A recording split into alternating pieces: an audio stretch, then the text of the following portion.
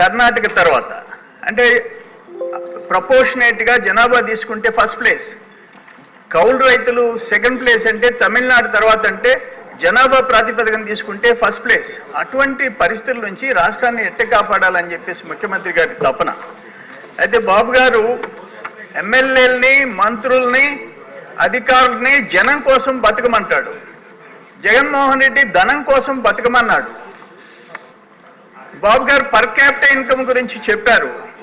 ఆయనకి MLA per capital income ఎంత పెంచాలా, ఎంపీలది ఎంత పెంచాలా, మంత్రులది ఎంత పెంచాలా, తనది ఎంత పెంచుకోవాలా, అది తప్ప ప్రజల పర్ క్యాపిటల్ ఇన్కమ్ గురించి జగన్మోహన్ రెడ్డి ఆలోచించలే.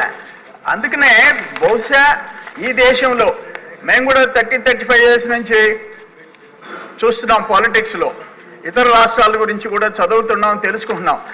అందుకనే ఇక్కడ అవినీతి మీద హార్వర్డ్ యూనివర్సిటీ స్పెషల్ క్లాస్ నడిపి జగన్ దోపిడీ మోడల్ గురించి పాఠాలు చెప్పుకునే పరిస్థితి ఆంధ్రప్రదేశ్లో వచ్చిందంటే, అన్నపూర్ణ లాంటి ఆంధ్రప్రదేశ్ జగన్మోహన్ రెడ్డి వల్ల దోపిడీ రాష్ట్రంగా గుర్తింపు వచ్చిందంటే దురదృష్టం. అది ఈరోజు కూడా అక్కడికి పోయి చేసిన పాపాలన్నీ చేసి ఇక్కడ కూర్చొని కనీసం సమాధానం చెప్పలేని స్థితిలో పోయి ఢిల్లీలో కూర్చొని మళ్ళీ మనల్నే తిట్టే పరిస్థితికి రావటం దురదృష్టం.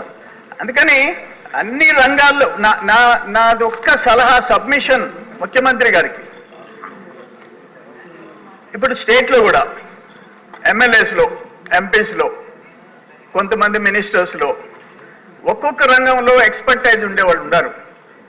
ఇండస్ట్రీస్ దాంట్లో కానీ, మైనింగ్ దాంట్లో కానీ, వ్యవసాయం రంగంలో కానీ, ఎన్ఆర్ఐస్ కానీ, వీళ్ళందరినీ ఒక కమిటీగా వేసి కొంతమంది అఫీషియల్స్ని కూడా వేసి షేర్ చేసుకుంటే ఈ రాష్ట్ర భవిష్యత్తు గురించి కొన్ని సూచనలైనా, మంచి సూచనలైనా వచ్చే అవకాశం ఉంటుందేమో అని చెప్పేసి ఆలోచించాలని చెప్పేసి నా సబ్మిషన్. అధ్యక్ష, నమస్కారం.